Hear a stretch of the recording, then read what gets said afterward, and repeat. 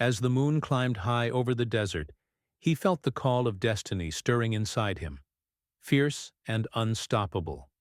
Soon, he would lead men into battle, and the legend of Twe Hona Ai, the rising sun of the Diné, would begin to echo across the canyon walls.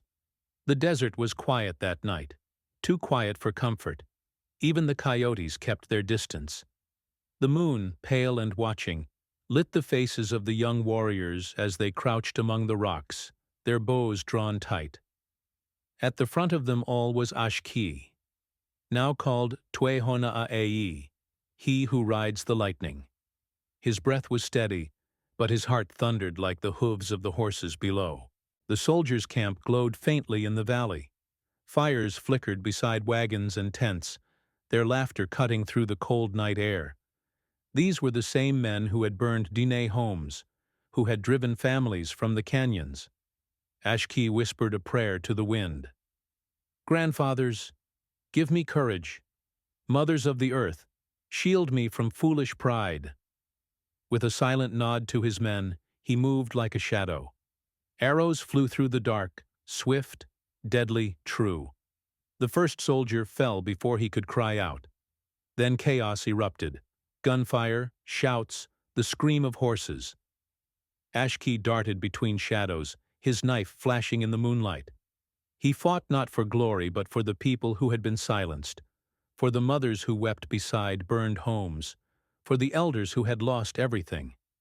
When the battle ended, smoke curled upward like spirits leaving the earth. The soldiers were gone, some fled, some fallen. The young warriors cheered, their hearts pounding with victory, but Ashki did not celebrate. He stood over the body of a fallen comrade, his friend Nez, struck down by a bullet meant for him. The taste of victory turned bitter in his mouth. Chief Manuelito arrived at dawn. His eyes were heavy with pride and sorrow. "You have fought bravely," he said, "but now you know.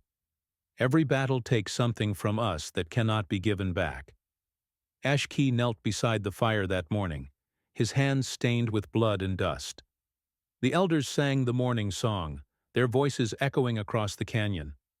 He realized then that leadership was not just about courage. It was about carrying the pain of every soul who followed you.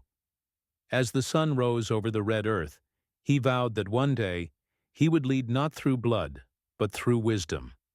But the world around him was changing too fast, and the storm of war had only begun to gather. The rising sun of the Diné had stepped fully into the fire,